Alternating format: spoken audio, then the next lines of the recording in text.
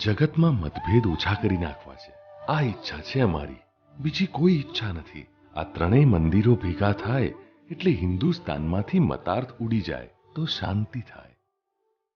જ્ઞાની પુરુષ પરમ પૂજ્ય દાદા ભગવાનની આ ભાવનાના ફળ સ્વરૂપે નિષ્પક્ષપાતી ત્રિમંદિરોનું નિર્માણ થયું છે.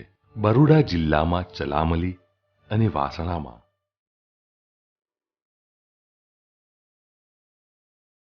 ભાદરણ.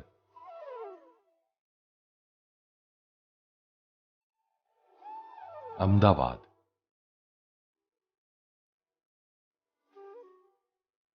રાજકોટ. ઇન્દોર.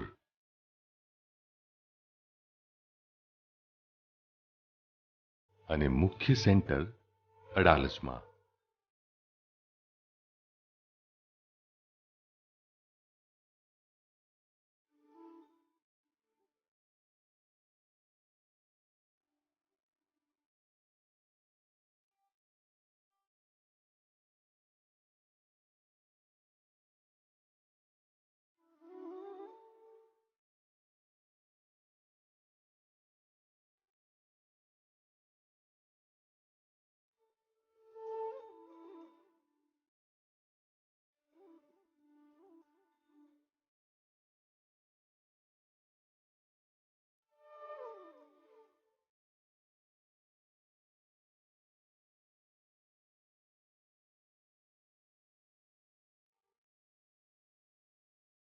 આવો સાંભળીએ ત્રિમંદિર વિશે પૂજ્ય દાદા ભગવાનનો અંતરાશય પૂજ્ય નીરુમાના શ્રીમુખેથી. ત્રણેય ભગવાન સાથે ત્રણ મોટા સંપ્રદાય આપણા હિન્દુસ્તાનમાં ચાલે છે. એક તો વૈષ્ણવ સંપ્રદાય, શૈવ સંપ્રદાય અને જૈન સંપ્રદાય.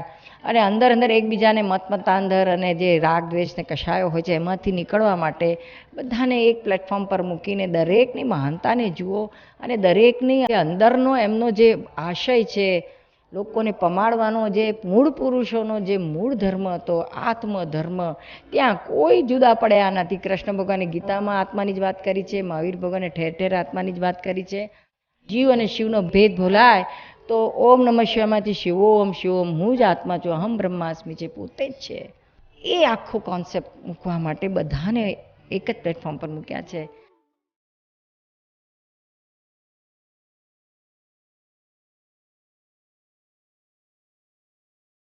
અને અહીંયા આવે એટલે ખાલી ફિઝિકલ દર્શન કરીને જાય એવું અમારી ભાવના નથી. સાથે સાથે આધ્યાત્મિક સ્તર ઊંચું જાય લોકોનું, એમના વિચારો સદવિચારો લોકોને પહોંચે, એનું હૃદય પરિવર્તન થાય.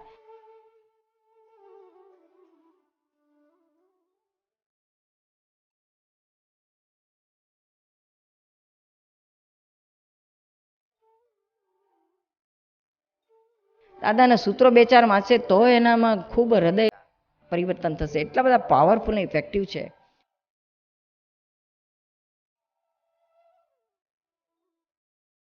અને આ મૂળ પુરુષોની મૂળ વાત એક જ છે એવું બધાને સંદેશો આપવા માટે આ ત્રિમંદિરનું સ્થાપનાનું મૂળ હેતુ કરેલો છે.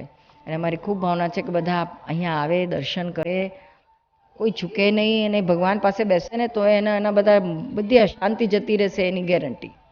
અને કંઈક લઈને જશે, કંઈક એને મળશે, કંઈક એના જીવનમાં કામ લાગે એવું. જય સચ્ચિદાનંદ. અહીં એક સાથે બિરાજેલા ભગવાનો તથા દેવદેવીઓના દર્શન કરતા જ દરેક દર્શનાર્થીઓને આ મંદિર પોતાનું જ લાગે છે. ત્રિમંદિરોમાં દિવાળી, બેસતું વર્ષ, મહાશિવરાત્રિ, જન્માષ્ટમી, પર્યુષણ વગેરે તહેવારો ભક્તિના અનેરા આનંદ અને ઉત્સાહભેર ઉજવાય છે.